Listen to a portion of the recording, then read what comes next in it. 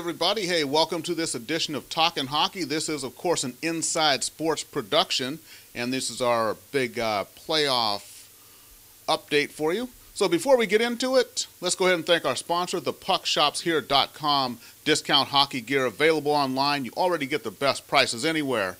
Free shipping on all orders over $75, but use the promo code Inside Sports upon checkout. You'll receive an additional 10% discount. So let's go ahead and get right into it. My very special co-host, permanent co-host, Lonnie Schwartz of Hockey54.com. You can also follow Lonnie on Twitter at TheSchwartz54. So here he is from an undisclosed location somewhere in a secret hideaway in eastern Canada in the city of Toronto. That's all I can tell you, folks. I don't have any more information than that. One of the greatest hockey minds you'll find anywhere, and a fantastic old school goaltender, Lonnie Schwartz. Hey, what's up, Lonnie? I'm good, Charles. I'm good. Every week it's really nice to get on and start talking some hockey with you, man.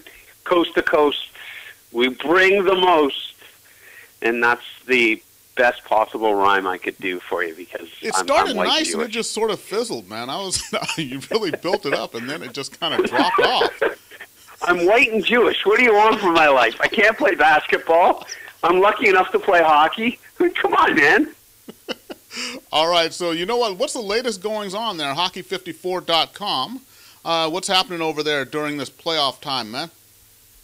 Well, you know, we just got the videos still rolling, and we've got our contest going. My Beardo 54. You've got some facial hair, or you're follically challenged. It doesn't matter. You can head to the site, click on the banner, and find out the rules on how you can win some awesome prizes from Beardo Wear.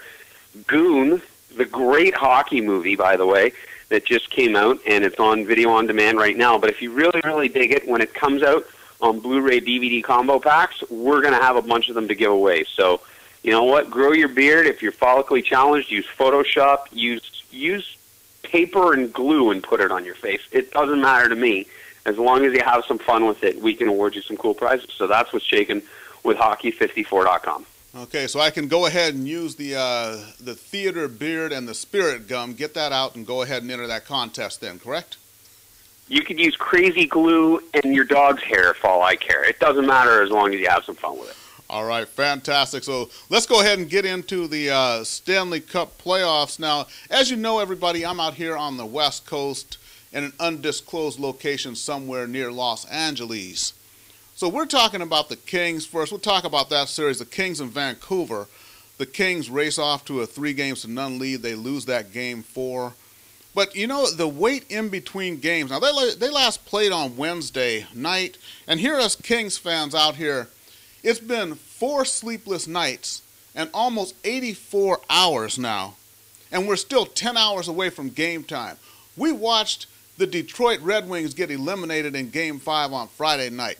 We watched the San Jose Sharks get eliminated in a Game 5 on Saturday night. And we will still watch the Penguins and Flyers in Game 6 today, and Washington and Boston in Game 6 today, before we finally get to our Game 5 between the Los Angeles Kings and the Vancouver Canucks. And this is all thanks to the band Coldplay, which is now the most hated band in the greater Los Angeles area because they had concert dates booked for April 20th and 21st there at Rogers Arena in Vancouver. That led to this long layoff. Vancouver just won a game after losing those first 3. Daniel Sedin was back in the lineup. Now he's had these 4 days to get more healthy. So, you know, it's just the fickle finger of fate was just kind of against the Kings in this one.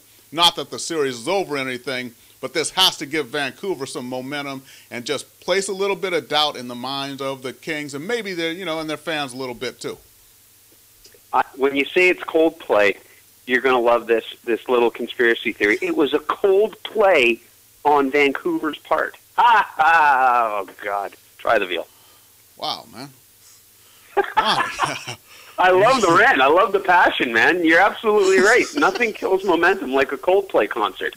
That's true. The Kings went absolutely cold, you know? So, yeah, there's a little bit too many puns there, but, you know, I'm glad they're finally going to drop the puck tonight. But let's not spend too much time on that series because we got the other series to get to. So, hey, best of luck to the Kings, of course. But and by the way, just before you're done with this, I feel so bad right now for Roberto Luongo because you can't fault the guy for the first 2 games that Vancouver lost, yet everybody's making him the GOAT again. And there was the Sedin factor. Right. What did we talk about before? Daniel Sedin not being there is a big deal. Well, he comes back for Game 4, and what happens? They win. Yeah. And you know what? That Game 4, we always talk about, the momentum shifts, and really that game was lost by the Kings or won by Vancouver, you may say, within a span of 22 seconds. There was about 6 minutes into the third period, Vancouver's on the power play. Dustin Brown gets a breakaway. The score is 2-1. He gets hauled down from behind, gets a penalty shot. Corey Schneider stones him on that penalty shot, so the score is still 2-1. 22 seconds later, Henrik Sedin scores an insurance goal for Vancouver, makes it 3-1 Vancouver, and pretty much that was ball game right there. So just those 22 seconds, had that game been 2-2, all that momentum shifts over to the Kings. But didn't happen that way. But that's why we watched the game. And big up on Schneider. Big up on Schneider for coming in and living up to some expectations that are being placed on that young guy's shoulders. So let's just put it there and wait until tonight is done, the long-awaited return of playoff hockey for the LA-Vancouver series. Thanks in part to Gwyneth Paltrow's husband and his clan of man. All right, well, you know what? Let's go ahead and I think it's time for both of us to eat a little bit of crow here as we look at a couple of these Western Conference series. And, starting out with San Jose and the St. Louis Blues, we both took a look at this series. I flip-flopped and took San Jose right before it started. And, you actually sort of flip-flopped on the air and took San Jose in 7.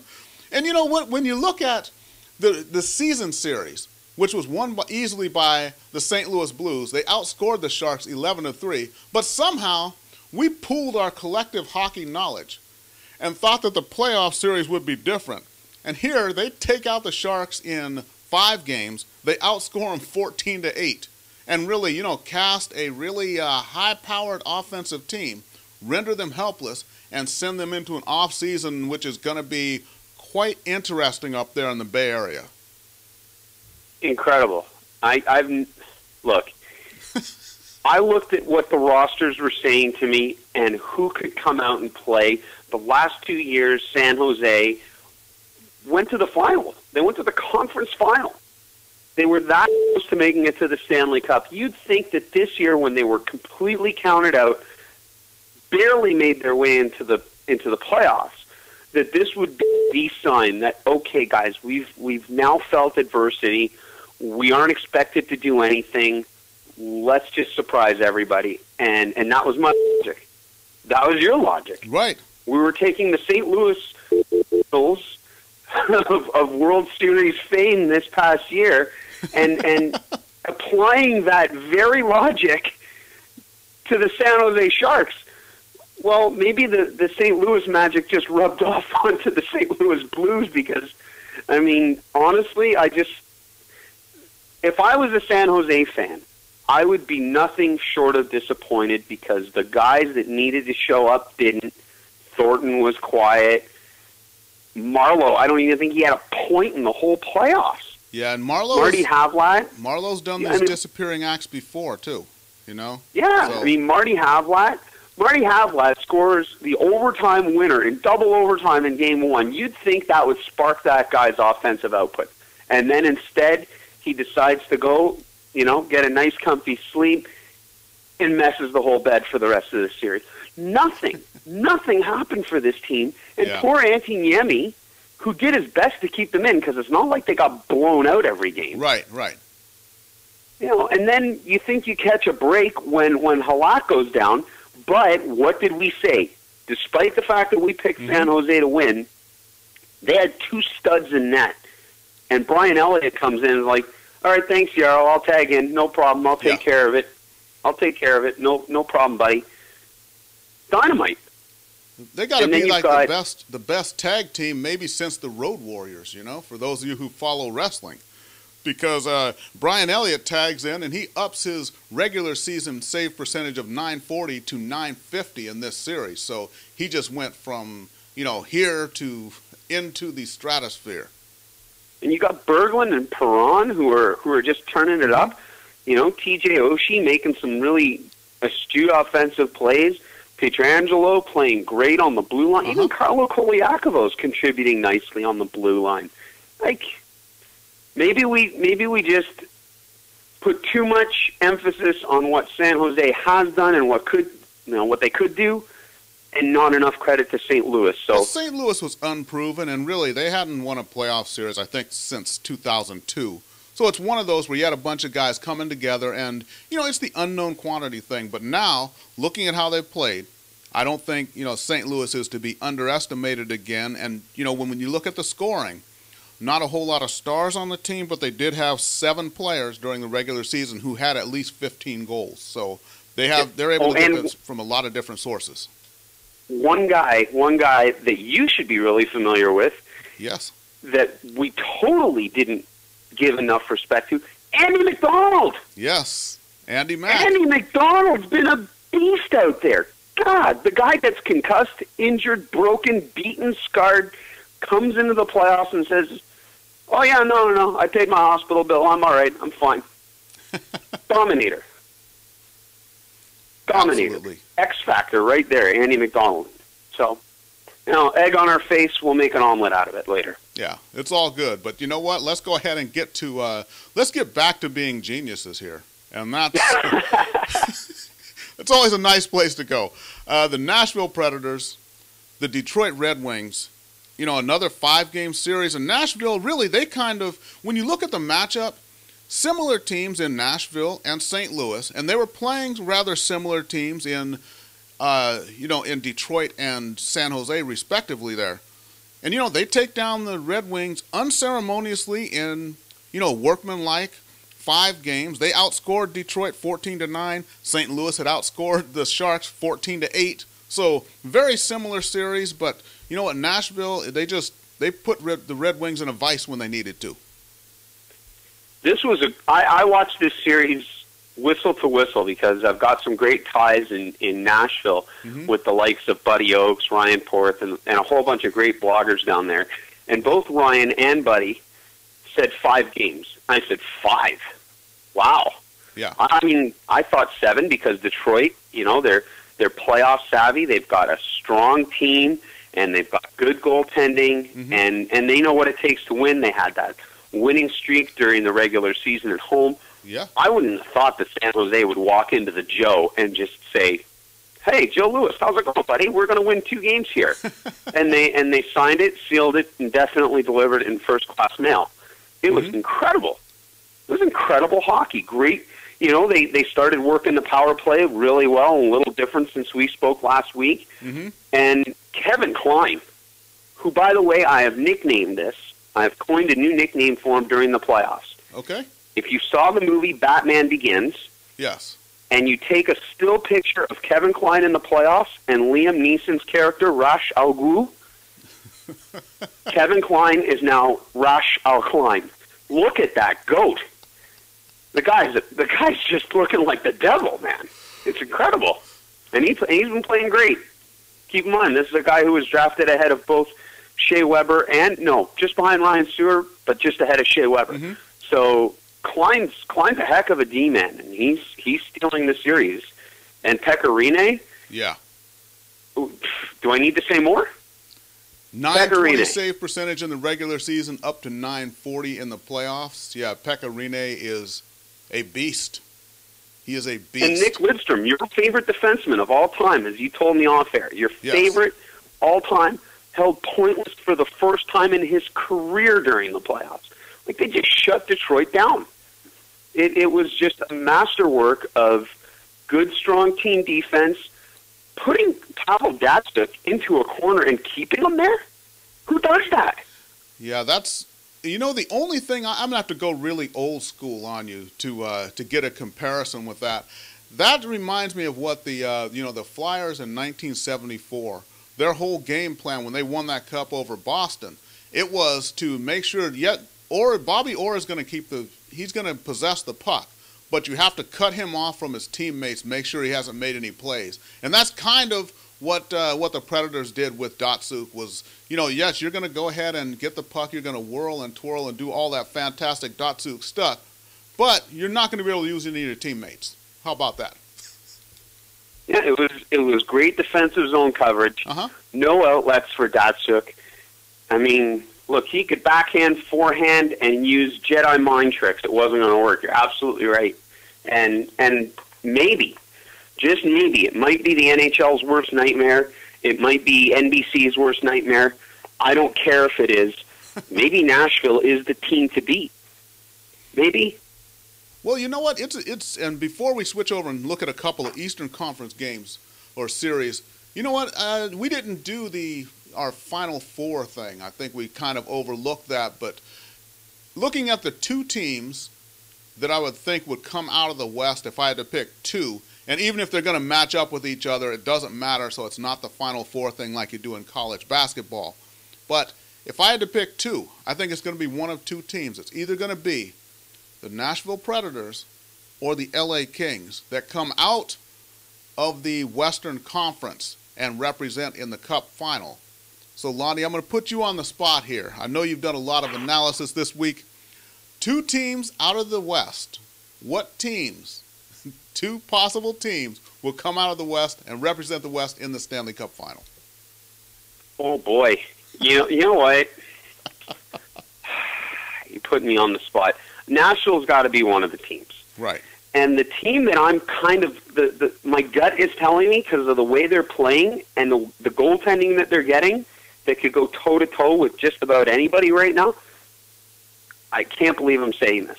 Okay? I'm kind of reeling. I just took 2 steps back. The Phoenix Coyotes? Ooh. So you want the goaltending of Mike Smith over the goaltending of Brian Elliott in St. Louis. Is that what you're telling me? I'm just saying that Phoenix is taking it to Chicago nicely. Every game has gone to overtime. Yes. They haven't been rattled, and they're playing good hockey. I don't know. That's Nashville for sure. Anybody else is almost a wild card right now. I don't know. Okay, let's see how the rest of the series play out. All right, perfect. I have to see how the rest of the series plays out, just to get the full flavor, Exactly, because we got to see if Phoenix makes it out of this round, I suppose. Not the same thing for me in LA. All right, let's do a little bit of Eastern Conference. Let's, you know what? The least, as we talk about, the least sexy of all the series, and that is the number 3 Florida Panthers against the New Jersey Devils. And, again, we both picked the Devils, and they were supposed to unceremoniously just dump the Florida Panthers. It's not quite working out that way. Yeah, no kidding. Did they mail that in too? What's going on? We were talking off air. It's as if they got that first big shutout after the big loss, 4-0, and then they went in the dressing room and was like, okay, can we carry over 2 goals and Marty will get another shutout? Doesn't work that way. I know they've got a good defensive-oriented team. They were terrible in the first 2 games on the penalty kill, and then they turned things around. Great penalty killing, but then they've lost their offense. This is the same story over and over again almost in New Jersey. They go out and they get a dynamic guy like Kovalchuk, and while he put up good offensive numbers, everybody starts praising him for his defensive play, but this is the time where they need him to really score goals. Yeah. Man, I just sound like I just sound like exacerbated there. They need him to score. I didn't have that booming radio voice there. They need him to score the goals. This is the time. Him and Parise need to start showing them, hey, guys, this is how we score, right? And they're not doing it. And all Brodeur can do is stop pucks and get assists, by the way. 11 assists now in his play. Oh, no, sorry, 11 points because he's got a goal during the playoffs. 11 career points in the playoffs. Brodeur's playing pretty well, minus the 1 game. He's playing well enough to keep them in games, and yet they can't be consistent enough on the offense. That's the story with the New Jersey Devils. I've got to give, I got to give props to someone who I have rained on for a lot of years. And, of course, the series isn't over, so we have no idea what he's going to do in the future. But Jose Theodore, who I have said is the epitome of, just playoff meltdown goaltenders. Comes up with that gem of a performance, the 3-0 shutout in that Game 5 to give Florida that 3-2 lead over the New Jersey Devils. He was absolutely lights out. This is what he should have been doing for the past, 10, 12 years? But he's not, so we'll see if he can just keep this up. And then Marty Brodeur, he had one really kind of a bad gaffe there in Game 5, but still his team scored 0 goals, so it doesn't really matter what he does at that point. Another bit of a loss. Give credit where credit is due. Florida's playing well enough to win, but it's not as if New Jersey is doing anything to hinder their ability to do that either. So I'm laying a little more blame than giving some fame in this scenario here. New Jersey's got to find a way to score more goals already, for crying out loud. They have the weapons now. There's just not an excuse to not be scoring. Absolutely. But you know what? Let's go to another series, though, which, Boston and the Washington Capitals. Who'd have ever thunk it? And this is the thing, everybody, when you're making these predictions, there is always the unknown. There's the X factor. And the thing that we kind of thought would work against the Capitals is working in their favor, and that is down to the rookie Braden Holtby, who is just playing lights out. In fact, you got to say he's really kind of outplaying Tim Thomas at this point in this series. Braden Holtby has been fantastic for the Washington Capitals. They have a 3-2 lead over the Bruins, and they can close out the defending Stanley Cup champions today.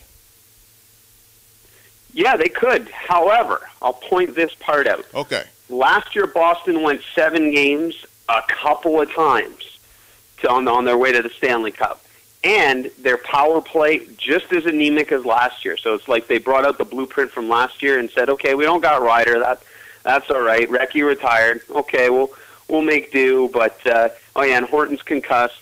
Okay, but what did we do? Oh, yeah, we didn't do anything on the power play. And, we won 7 games a few times. Let's try doing that again. But it might not work. Washington, like you just pointed out, Holtby, come on. Braden Holtby, he's embodying the likes they're saying on television of Ken Dryden. He hasn't won the cup yet.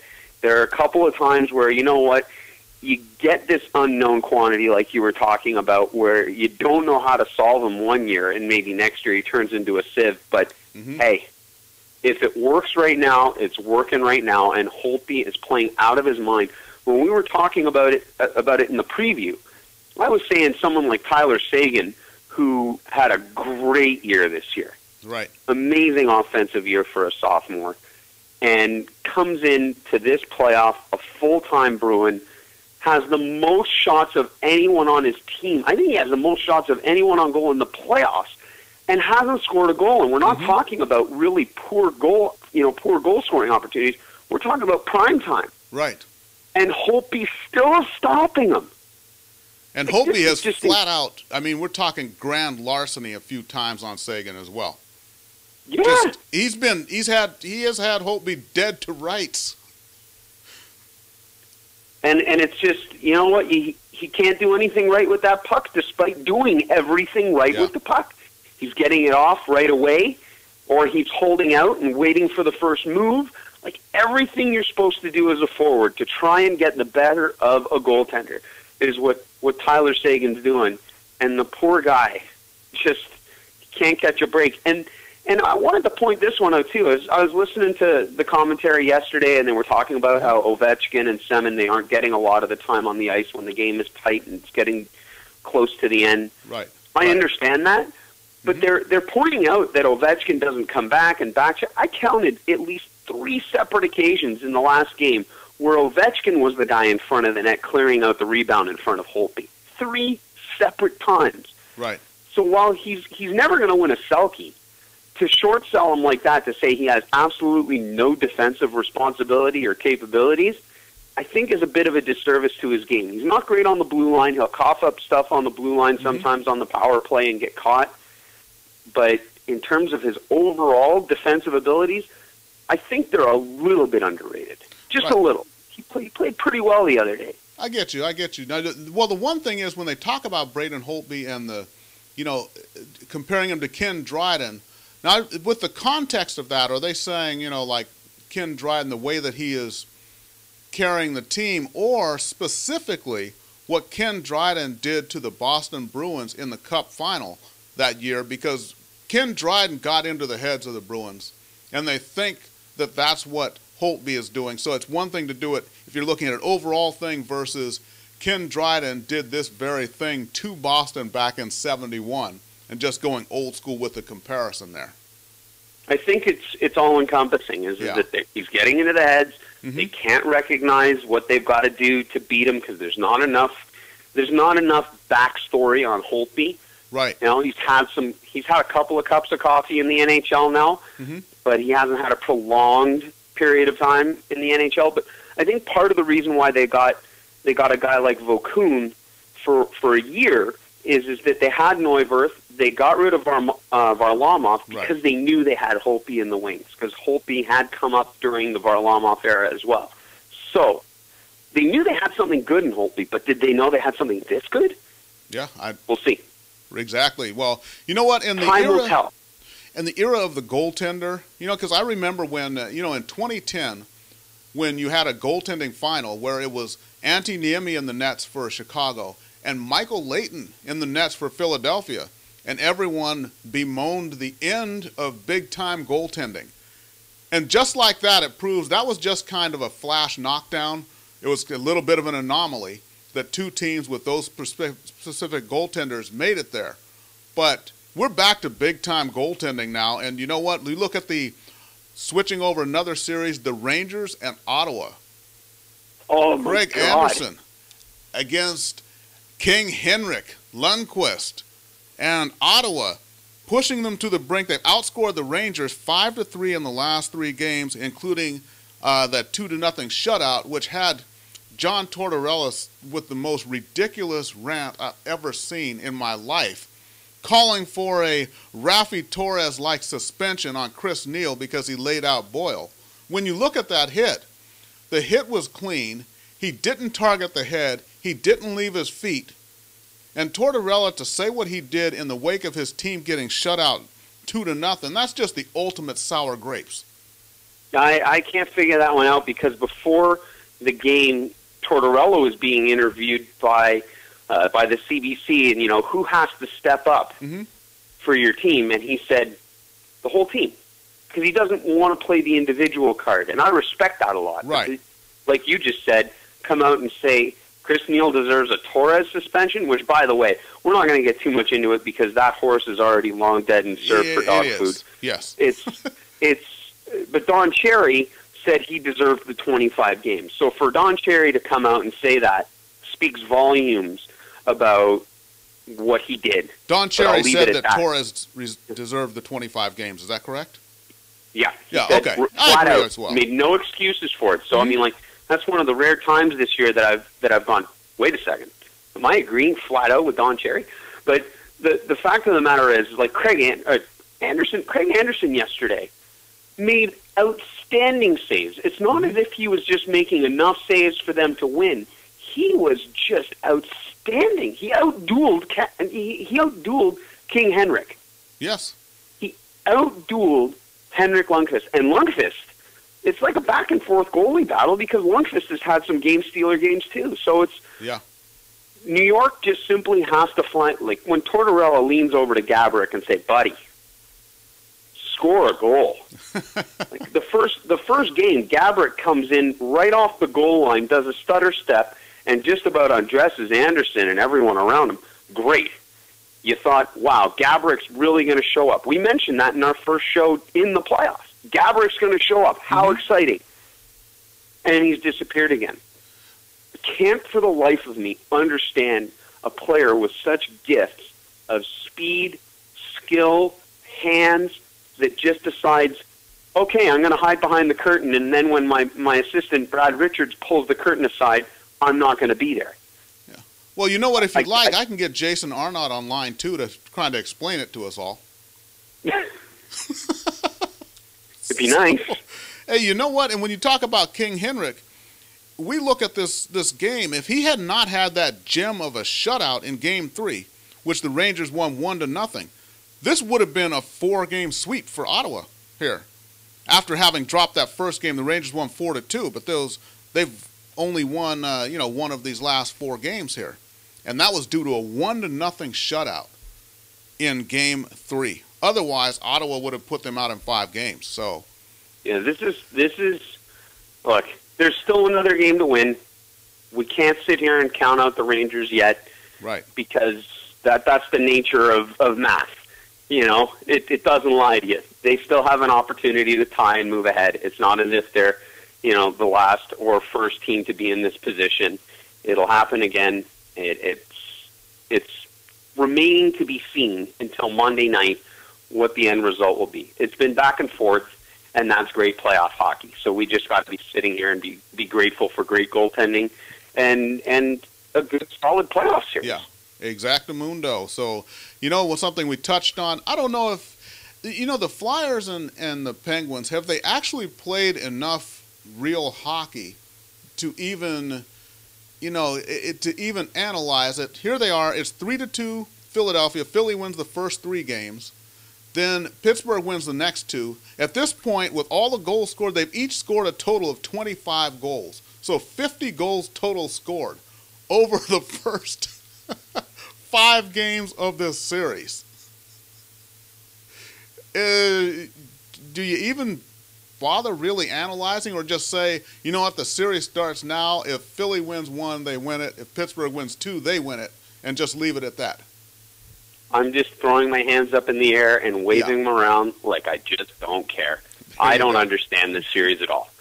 I thought it was going to be a hard-fought series, not full of goonery like we've seen. I'd never, in a million years, despite what anybody would say about Brizgalov and the Flyers' goaltending, 10 goals? 10 goals in a game? For real? Yeah. Well. I never in a million years. And I wouldn't have bet that Marc-Andre Fleury would have been as shaky and poor as he was in the first 3 games. It's just one surprise after another in this series. And whatever happens, I'm just going to be at a point where I'm happy that it's over. Exactly. So every concept, every rule, everything you ever think of in terms of good playoff hockey was thrown out the window with this series. Completely tossed. Absolutely. And, that series, you said Penguins in 7. I said Flyers in 7. We'll see. We got 1 game to see if either of us are going to see a 7th, because if the Flyers do it, we got 6.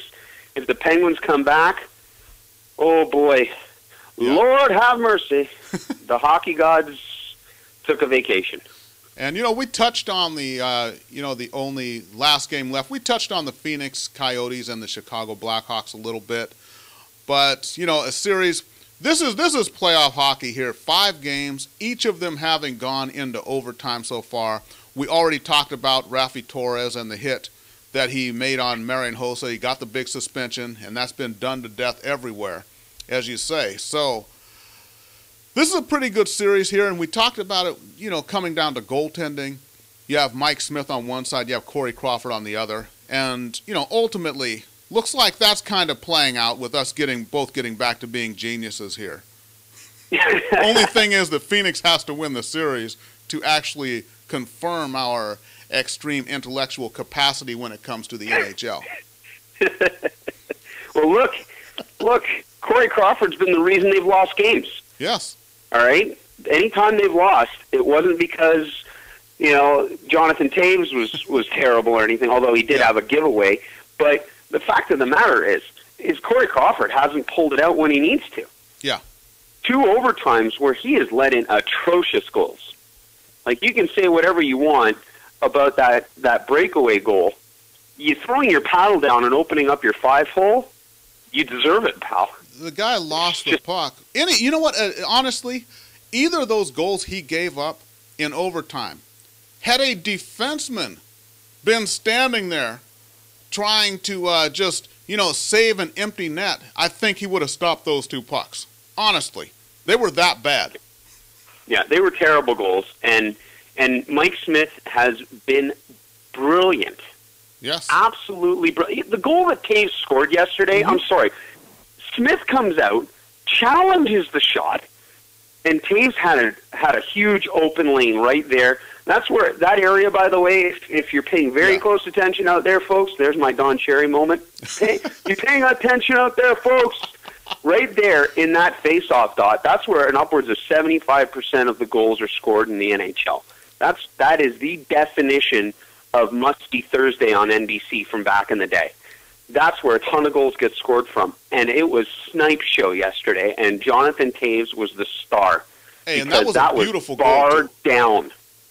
That was a beautiful goal, too. Down. Yes. Like, it was just an incredible goal, and Mike Smith had done everything right. In terms of a goaltending sense, if you were to say, oh, come on, he should have saved that, no. He was out towards the edge of his crease, and Taves just put it barred down. Sick goal. Yeah. Sick. I sat there and went, oh! As you would say, I'm sure, that goal was, do we dare say, Datsukian? I would almost just say it was Tavesian. It was just pure Taves. All right. Pure Taves. So you know what? I didn't put you on the spot with the East. I had you pick your 2 teams from the West that you think will make it to the, one of the 2 that will make it and represent the West in the conference or in the Stanley Cup final, which you went with Nashville or Phoenix. Ultimately, how about the East? Am I allowed to abandon my dark horse that is the New Jersey Devils? Am I allowed to right now? Do I get a mulligan on that? Oh, it's embarrassing. It's embarrassing. Oh, God. You know what? Can I pick names out of a hat almost? It's that random in this series? On this side of the cup? I'd actually go first for you, and I'm going to have one of mine eliminated in the first round. But honestly, I thought from the beginning that the winner of the Philadelphia-Pittsburgh series would ultimately represent the Eastern Conference in the Stanley Cup final. So I'm sticking with that the whole way, even though, I'm going to be down to 1 team here within the next few days. Maybe today. Oh, my. Can we leave this blank until next week when there's at least 1 series winner? Come on. Washington, Philly, maybe? I don't know. I'm looking, and I can't for the life of me figure it out. Cause, you might want to pick the Rangers in Boston and maybe be done by Monday night, Yeah. That's exactly why I'm not predicting anything, Charles, because we at least know 1 in the West. Now 2, in the West that have gone through. Okay. The East, I'm just pulling a blank on that one until we have some degree of certainty. All right, perfect. We'll save you until next week. And you know what? I have to say that this has been the most fun I've ever had going 8 minutes over my scheduled time on a show. So we're going to go ahead and wrap this thing up. So, Lonnie, final words there? Lonnie, hockey54.com, or you can follow him on Twitter at TheSchwartz54, where Andre Kostitsyn started following him on Twitter a few weeks ago and still follows him to this day. And from what I understand, Lonnie, Andre actually gave you a shout-out after they... Yeah, he did. Yeah. He completely... This is in secret. Nobody was supposed to know about it. I'm almost ashamed that I never brought it up.